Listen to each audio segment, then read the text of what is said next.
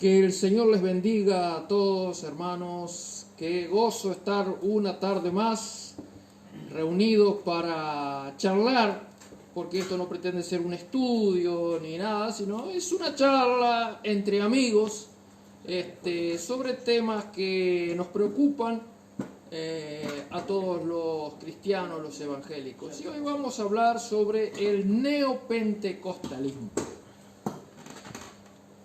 Pero primero, para hablar del neopentecostalismo, es necesario retrotraernos en el tiempo y hablar del pentecostalismo clásico. El pentecostalismo clásico surge a principios del siglo XX, 1900, pero antes del pentecostalismo clásico tenemos que ver los antecedentes del pentecostalismo. Los antecedentes del pentecostalismo se puede rastrear hasta el primer metodismo de Juan Wesley. Juan Wesley, en Inglaterra, fundó el metodismo. Juan y su hermano Carlos también, eran hombres que desde jovencito buscaban mucho a Dios. Estaban estudiando en el seminario, preparándose para servir al Señor. Hacían estudios muy exhaustivos, porque ahí en el seminario se estudiaba teología, se estudiaba hebreo, se estudiaba griego, se estudiaba latín y otras materias. Entonces tenían muy poco tiempo, porque el estudio les demandaba horas y horas. Pero ellos querían tener su tiempo con el Señor. Entonces, ¿qué hicieron? Buscaron un método, una forma de ellos poder organizar. Porque veo que cuando usted es desorganizado no hace nada. Pero cuando uno se organiza, uno sabe organizarse, el día le rinde a uno. Porque siempre decimos, no tenemos tiempo. ¿Por qué? Pero muchas veces porque somos desorganizados, no sabemos organizar el tiempo. Porque el tiempo es un tesoro y hay que administrarlo bien. Entonces, ¿ellos qué hicieron? Empezaron a organizarse los dos hermanos Wesley, Whitefield y otros que querían buscar a Dios, jovencitos, muchachitos. Se empezaron a levantar muy temprano, a las 4 de la mañana, para orar, para tener su tiempo con el Señor. Y después de este tiempo de intensa búsqueda de Dios, tenían un tiempo donde compartía cada uno la palabra, se cantaba, pero eso por cuenta de ellos, no era que el seminario les exigía, no, era ellos, pero era ese grupito nomás. El resto de los alumnos dormía pata suelta, pero ellos querían tener ese tiempo con el Señor. Pero ellos no podían después decirle a los profesores, mire profesor, yo no hice la tarea porque yo estaba orando. No podía, y había que cumplir sí o sí. Entonces ellos tenían ese tiempo y después sí, se dedicaban al estudio. Pero sus compañeros se burlaban de ellos. Empezaron a poner nombretes. Entonces, como ellos tenían ese método para organizarse, le empezaron a llamar los metodistas. De forma burlesca. Ese nombre les quedó después. Y Wesley funda el metodismo. Y tanto él como su hermano Carlos son usados grandemente en toda Inglaterra. Wesley recorre toda Inglaterra a lomo de caballo, predicando la palabra de Dios. En una época donde las condiciones de los obreros eran muy duras, porque estaba comenzando lo que llamaba la revolución industrial, es decir, que se había inventado la máquina de vapor y se estaba haciendo las vías para los trenes y para el tratamiento del acero se necesitaba el carbón, el carbón mineral. Entonces había en Inglaterra muchas minas de carbón y los obreros trabajaban horas y horas y horas por una paga miserable. Y en algunos lugares los pasadizos eran tan pequeños que un hombre no entraba. Entonces se contrataba niños de 6, 7 años. Los niños pasaban todo el día ahí. Lógicamente que olvídese de ir a la escuela y todo eso. La mayoría de esos niños no llegaban a adultos porque se morían por las enfermedades, esas condiciones insalubres en que trabajaban. Y las familias vivían hacinadas en condiciones paupérrimas. Wesley empieza a luchar con todo eso. No solamente denuncia esas injusticias, sino que Wesley funda escuelas, trata de mejorar las condiciones de esos niños, de esas personas, y predica la palabra de Dios en las minas, va a esos lugares donde nadie quería ir, se mete en las minas y predica la palabra de Dios, llena toda Inglaterra con la predicación. Y Wesley empezó a enseñar, y eso es lo importante como antecedente del pentecostalismo, empezó a enseñar que había una segunda experiencia, o como él le llamaba, una segunda bendición. Y esta segunda experiencia, esta segunda obra de gracia, como le llamaba él, esta segunda bendición, era lo que él llamaba un bautismo de santidad. Él decía que después que uno se convertía, si uno buscaba a Dios, había un momento que Dios obraba en la persona y como que lo bautizaba con la santidad. Esa persona como que se consagraba al Señor. Por eso se dice que es el antecedente del pentecostalismo. Y en el siglo XIX se empieza a expandir por todo Estados Unidos, por otros países también, pero principalmente por Estados Unidos, lo que se llamó el movimiento de santidad. ¿Qué era este movimiento de santidad? Inspirados en Wesley y en algunos otros que también hablaban de lo mismo, buscaban esa segunda experiencia. Pero todavía no se hablaba de el bautismo del Espíritu Santo con la evidencia de hablar nuevas lenguas. Era una etapa exploratoria, porque las iglesias habían caído en una monotonía muy grande. Entonces había gente descontenta con ese estilo de cristianismo, quería buscar más a Dios. Entonces se inspiraba en esta experiencia de Wesley, que Wesley a su vez se había inspirado también en otros movimientos anteriores a él, como el movimiento de los moravos, los pietistas que habían tenido esa búsqueda intensa de Dios. Pero ese movimiento de santidad en el siglo XIX comienza a tener retiros, vigilias de oración, retiros de varios días donde se buscaba mucho a Dios, una búsqueda intensa de Dios, y buscaban esa segunda experiencia. Algunos hablaban de una tercera experiencia, pero era todo muy exploratorio todavía, pero sí había una intensa búsqueda de Dios. Entonces, lo que se llamó el movimiento de santidad del siglo XIX.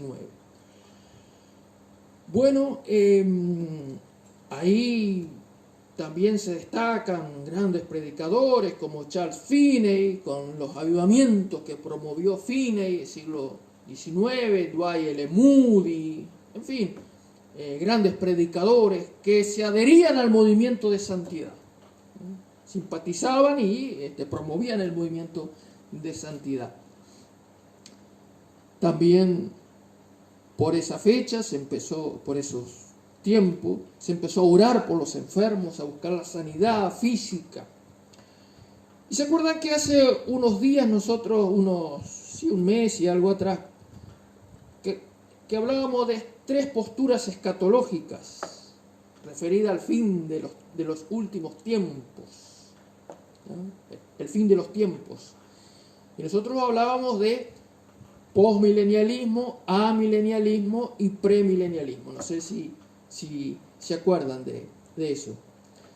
Entonces, en aquella época estaba muy de moda entre los cristianos adherirse o al amilenialismo, que dice que no hay milenio.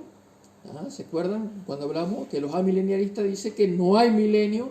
Que es algo simbólico ahí cuando dicen en Apocalipsis 20 habla el milenio, entonces los amilenialistas dicen no, es algo simbólico, pero es un lenguaje simbólico. Los posmilenialistas, en cambio, dicen que Jesús viene después del milenio.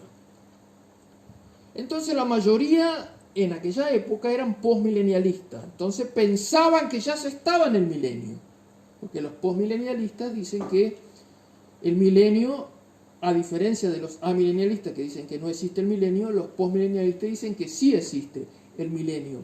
Pero ¿qué pasa? Es un número simbólico, los mil años es un número simbólico, no quiere decir que sean 1000 años. Entonces los posmilenialistas dicen que ya estamos en el milenio. Dice, el milenio comenzó con la muerte y resurrección de Cristo. Cuando comenzó la iglesia, la era de la iglesia, ahí comenzó el milenio, ya estamos en el milenio. Entonces, en el siglo XIX, como muchos eran posmilenialistas, decía que ya se estaba en el milenio. Entonces, como ya se estaba en el milenio, no era necesario predicar el arrepentimiento. Entonces se dedicaban a mejorar la situación de las personas. Fundaban escuelas, los misioneros iban a África, esos lugares, fundaban escuelas, alfabetizaban, etc. Cosa que lógicamente está muy bien, pero carecían de la predicación. Que otras personas como Wesley también hacían esa obra social por los pobres, pero acompañado de la predicación del Evangelio. Pero los posmilenialistas, no, ya estamos en el milenio, ahora que... pero el movimiento de santidad no se adhirió ni al premilenialismo, ni al posmilenialismo, ni al amilenialismo. La mayoría del movimiento de santidad se adherían al premilenialismo. ¿Qué dice el premilenialismo? Que Jesús, la segunda venida de Cristo se produce antes del milenio. Entonces, por su postura premilenialista, vieron como lo que uno piensa en teología afecta nuestra forma de ser y nuestro trabajo para el Señor, según como uno piensa. Entonces los adherentes al movimiento de santidad eran premilenialistas. Entonces decían, no, Cristo va a venir antes del milenio. Entonces dice, estamos esperando el rapto. Los amilenialistas y los posmilenialistas no creen en el rapto de la iglesia de tesalonicenses, como hablamos el otro día. Pero los premilenialistas sí. Entonces, la mayoría de esa gente que adhería al movimiento de santidad era premilenialista. Entonces decía, la venida del Señor Jesús es inminente. Entonces, vamos a predicar el Evangelio. Entonces, el movimiento de santidad y luego el pentecostalismo clásico se caracterizó siempre por su afán de predicar el Evangelio. Entonces, este movimiento de santidad buscó enviar misioneros, predicar el Evangelio, hacían grandes campañas, muy conocido Charles Finney, por ejemplo, sus campañas multitudinarias, en aquella época que no había parlante ni nada, ¿no? A pulmón limpio. Bueno, y a principios del siglo XX, en 1900, hay un hombre en Topeka, Kansas, Estados Unidos, se llama Carlos Parham. No se lo anoto ahí porque me olvidé de traer los marcadores para escribir.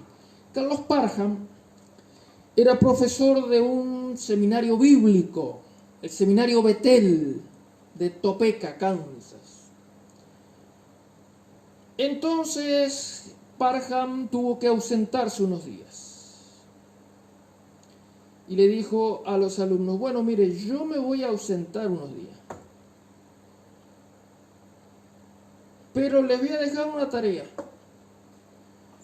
Ustedes busquen en el libro de los Hechos a ver si es que hay alguna señal física y visible del bautismo del Espíritu Santo. Bueno, él se fue, a los pocos días regresó y dice: bueno, ¿hicieron la tarea? Sí, profesor, sí. Bueno, ¿a qué conclusión llegaron? Entre paréntesis, esta tarea lo puso Parham, pero no una tarea para corregir como muchos profesores hacemos, que dejamos una tarea al alumno y después corregimos a ver si hizo bien o si hizo mal. No, él no sabía. Era un trabajo de pura investigación que tenían que hacer. Entonces los alumnos dijeron: sí, hemos llegado a la conclusión de que la señal física externa y visible del bautismo del Espíritu Santo es el hablar en lenguas. ¿Por qué? Porque hay 3 casos en el libro de los Hechos que lo menciona. El primero es Hechos capítulo 2, el más conocido, que es el día de Pentecostés. Ese día hubo diferentes manifestaciones. Hubo lenguas repartidas como de fuego, asentándose cada uno, hubo un viento recio, un estruendo, y hablaron en lenguas. Después, más adelante, en Hechos capítulo 10, en la casa de Cornelio, también se dice que hablaron en lenguas. Cuando dice, nos quedamos, dice ahí, y nos quedamos de boca abierta, dice, porque vimos que hablaban en lengua como nosotros, dice Pedro, cuenta Pedro. Entonces, dice, en ese evento no se repitió ni el viento recio, ni las lenguas repartidas de fuego sobre cada uno, sentándose sobre sus cabezas, etc. El único patrón que se repitió es el hablar en lenguas. Y los judíos reconocieron eso como, dice, igual que nosotros, dice. A pesar que no había habido el viento recio, dice, no, ellos recibieron como nosotros. Y después en Hechos capítulo 19, ahí cuando Pablo se encuentra con aquellos discípulos de Éfeso y les preguntó Pablo, dice, ¿recibiste el Espíritu Santo cuando creíste? Ay, dice, nosotros ni sabemos si hay Espíritu Santo. Entonces Pablo dice que les explicó, ahí le impuso las manos, dice, recibieron el bautismo del Espíritu Santo y dice que hablaban en lengua.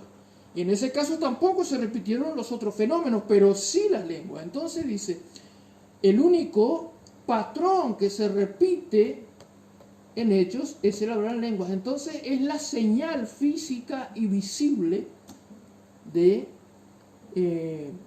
hablar en lenguas, del bautismo del Espíritu Santo, las lenguas. Bueno, algunos no estaban de acuerdo porque porque ustedes están sacando teología de un libro de historia. Dice, porque Hechos es un libro narrativo, porque el pentecostalismo clásico se nutría más bien de el libro de Hechos y Marcos 16, que Marcos 16 también habla de, dice, hablarán nuevas lenguas, dice, estas señales seguirán los que creen, mi nombre echará fuera, hablarán nuevas lenguas. Entonces, dice, ustedes están, sobre todo los antipentecostales, ¿no? Criticaban al pentecostalismo y dice, eso no es teología, dice, porque ustedes están sacando teología de dos libros que no son de teología, que son libros históricos, son libros narrativos, Hechos y Marcos. Pero sin embargo, en cambio ellos decían no, tienen que sacar teología de Pablo. Pablo habla de las lenguas en 1 Corintios 12, pero Pablo habla de las lenguas como un don, no como una señal del bautismo del Espíritu Santo, sino como un don. Pero, sin embargo, teólogos pentecostales, que gracias a Dios hoy tenemos teólogos pentecostales, han investigado y han llegado a la conclusión que Lucas no era solo un historiador, no era que él estaba para narrar a ver a dónde fue Pablo, se tomó el barco y se fue a tal ciudad, no. Lucas es teólogo también. ¿Por qué? Porque los libros históricos son libros de teología también. Si nosotros agarramos, por ejemplo, Primera de Reyes, Primera de Crónicas, que son libros que nosotros les llamamos libros históricos, les llamamos, ¿verdad? Son los libros históricos. Sin embargo, los escritores de esos libros están más preocupados por la teología que por la historia. Por ejemplo, no sé si es en Reyes, creo que Primera de Reyes o Segunda de Reyes, cuando habla de Omri. Omri fue el padre de Acab. Y según la historia secular, Omri fue un gran rey. Conquistó muchas tierras, tanto es así que en aquella época a Israel se le llamaba la tierra de Omri, por la grandeza de Omri. Sin embargo, la Biblia le dedica 5 o 6 versículos nada más. Y de Acab, su hijo, que fue un reyesuelo que pasó sin pena ni gloria para la historia, que no hizo nada, la Biblia le dedica 3 o 4 capítulos enteros. ¿Por qué es esto? Porque el escritor no está interesado en la historia, sino está interesado en la teología. Y le interesa destacar que Acab fue el que introdujo la adoración a los Baales, se casó con Jezabel. Entonces lo está poniendo como ejemplo y dice, vieron, no hagan como este hombre. Este hombre es un pecador porque hizo esto, quebrantó la ley, hizo esto. Entonces, los libros históricos, que nosotros le podemos llamar, o narrativos, no es solamente narración, hay teología. Entonces Lucas, en Hechos, no es solamente un historiador como los historiadores modernos que hablan de la historia, quién fue Artigas o tal o cual personaje histórico, sino que son teólogos.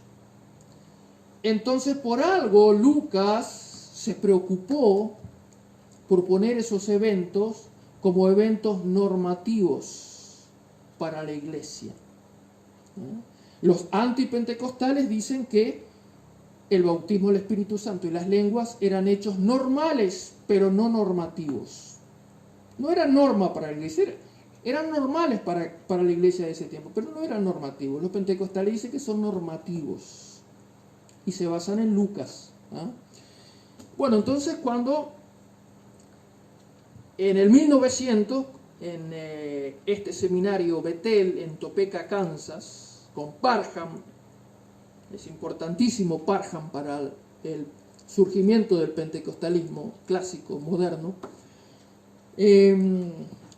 uno de sus alumnos va a ser un predicador afrodescendiente,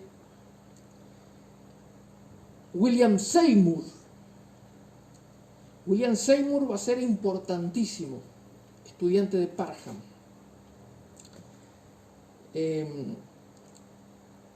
Y William Seymour en 1906, después que salió del seminario Bethel y después que mamó toda esa teología pentecostal, alquila en la calle Azusa, en Los Ángeles, un local que estaba en ruinas, que bueno, ahí lo restauró con algunos tablones, algo muy rudimentario, y empezó a tener cultos ahí. Y se manifestaba la gloria de Dios de tal magnitud que venía gente de todas partes del mundo a ese lugar. Es lo que se llama el avivamiento de la calle Azusa, el gran avivamiento de la calle Azusa. El gran avivamiento de la calle Azusa viene a fortalecer el movimiento pentecostal que estaban haciendo a principios del siglo XX. Y el movimiento pentecostal clásico se basaba en que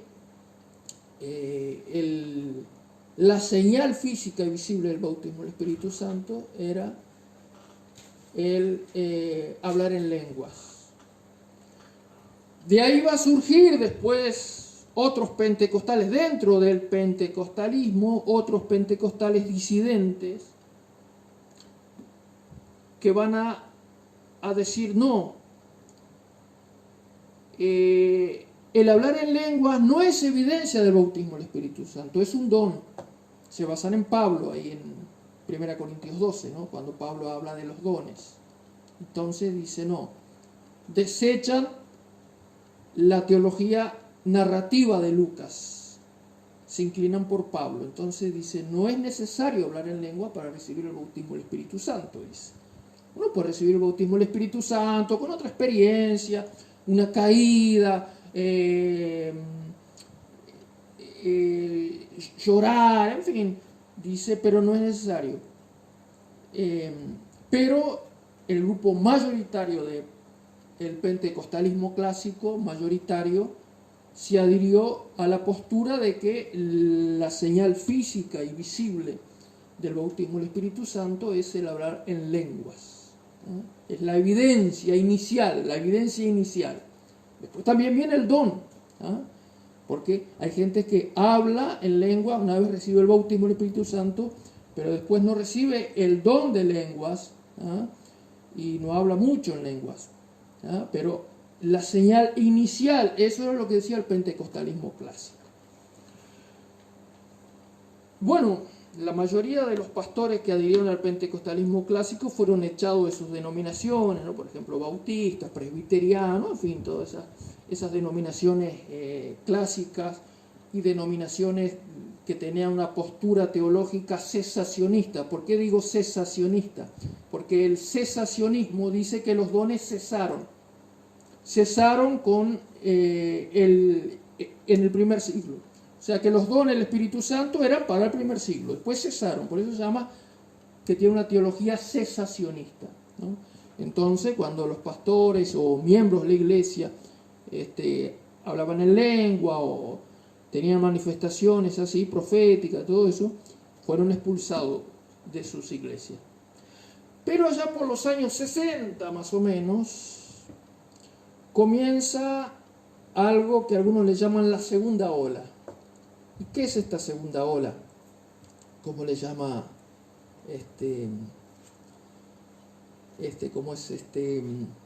le llama la segunda ola, que es el movimiento carismático. El movimiento carismático. ¿Qué es el movimiento carismático? Peter Wagner, era el nombre que no me salía.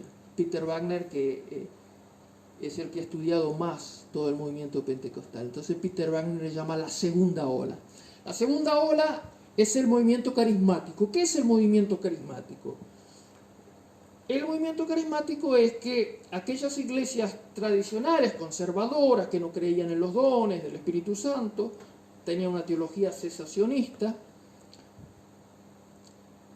empezaron a ver cómo las iglesias pentecostales crecían en todo el mundo, principalmente en América Latina, crecían y crecían. Entonces empezaron a adoptar cosas del pentecostalismo clásico. Empezaron a orar por los enfermos, a hablar en lenguas, a poner en práctica los dones del Espíritu Santo. Iglesias tradicionales como iglesias bautistas, presbiterianas, incluso iglesias católicas también, ¿no? Católicos carismáticos. Empezaron a adoptar cosas del pentecostalismo clásico. Eso es lo que Peter Wagner llama la segunda. Y después está la tercera ola, que es, ahí llegamos al neopentecostalismo, que quiere decir los nuevos pentecostales, el nuevo pentecostalismo, que va a tener algunas diferencias muy marcadas con el pentecostalismo clásico. Primero, el neopentecostalismo, que surge allá por los años 80 más o menos, con los televangelistas, todo eso. Y el neopentecostalismo va a poner énfasis en la teología de la prosperidad, uno de los aspectos distintivos del neopentecostalismo. Porque el pentecostalismo clásico se caracterizó desde siempre, desde sus comienzos, por la austeridad. Los pastores y los miembros del pentecostalismo clásico eran personas muy desprendidas de las cosas materiales, ¿no?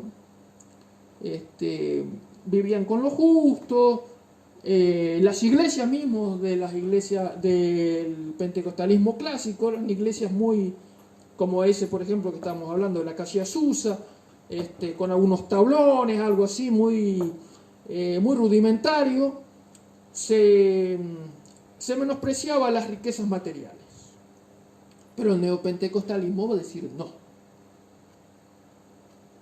El sello distintivo de que uno tiene la bendición de Dios es la prosperidad material. Dice, porque Abraham era rico, Isaías era rico, no sé qué. Los discípulos eran ricos porque Jacobo y Juan tenían jornaleros que trabajaban con sus padres, es decir, que tenían una empresa de pesca. El mismo Jesús era rico, dice, porque su túnica era de una sola costura, dice que no era una túnica común en aquella época. Es más, algunos dicen que un pastor que se precie de tal debe comprar solamente un auto 0 kilómetros, no usado. Porque Jesús cuando entró a Jerusalén entró en un pollino que nadie había montado, no era usado. Entonces, dice, si usted no prospera económicamente, usted no tiene la bendición de Dios. Entonces, ese es el primer rasgo distintivo del neopentecostalismo, del pentecostalismo clásico. Lo segundo es la guerra espiritual. La guerra espiritual, el neopentecostalismo empieza a decir que hay que se debe apelar en la guerra espiritual, cosa que todo cristiano, no solamente pentecostal, sino todo cristiano sabe que la guerra espiritual es real. Pablo decía, no tenemos lucha contra sangre y carne, sino contra principados. Pero los cristianos de toda la vida y el pentecostalismo clásico, las únicas armas que usaron para eso es el ayuno y la oración, la predicación de la palabra. Pero sin embargo, el neopentecostalismo le va a poner otras cosas. Por ejemplo, va a decir, pase por el camino de la sal, toque el manto de la descarga, haga esto, haga aquello, báñese con este jabón, porque este es el jabón de la descarga, no sé qué. Únjase con este aceite que es traído de Jerusalén, que la mayoría ha traído de ahí, del Chuy nomás. Entonces, el neopentecostalismo va a encontrar cosas casi mágicas en su lucha, en su guerra espiritual, ¿no? Y va a llegar al colmo con, por ejemplo, iglesias como esta que promueven todos esos actos casi mágicos, casi de ocultismo, ¿no? La guerra espiritual. Ese es otro distintivo. Y otro distintivo de ellos es que creen, por ejemplo, en lo que se llama el apostolado, ¿no? Dice, ya está perimido las denominaciones. Ahora se debe buscar un nuevo sistema. Ahora son los apóstoles, ¿no? Son los apóstoles. Entonces, el apóstol da la bendición. Y no pasaría nada si fuera solamente eso. Pero muchos apóstoles, pero hay algunos apóstoles que se han encumbrado y están diciendo que reclaman la autoridad de los 12 apóstoles. Porque la palabra apóstol quiere decir enviado. Entonces, en la Biblia aparece de dos formas, ¿ah? La palabra apóstol. Aparece aquellas personas que son enviadas, ¿no? Por ejemplo, Bernabé, que no era uno de los 12, en el libro de los Hechos se lo nombra como uno de los apóstoles, ¿ah? Y otras personas también. Entonces, en ese sentido amplio de la palabra, podemos decir tranquilamente que hoy en día hay cantidad de apóstoles. Personas que son enviadas a un lugar donde nadie quiere ir, no solamente fuera del país, aún dentro de su propia ciudad. Hay gente que siente una carga especial por un tipo de persona que de repente no se le da mucha importancia, y esos hermanos tienen esa carga. O sea, se puede decir tranquilamente que tienen un apostolado, ¿no? Que son apóstoles en este sentido. Pero hay otro sentido en la Biblia, cuando se habla de apóstol, que es el sentido más restringido, que es restringido a los 12, ¿ah? Que son los que ponen el cimiento teológico, el cimiento doctrinal. Entonces, estos apóstoles, estos 12, ¿ah? Los 12, tenían que tener, el requisito era haber visto al Señor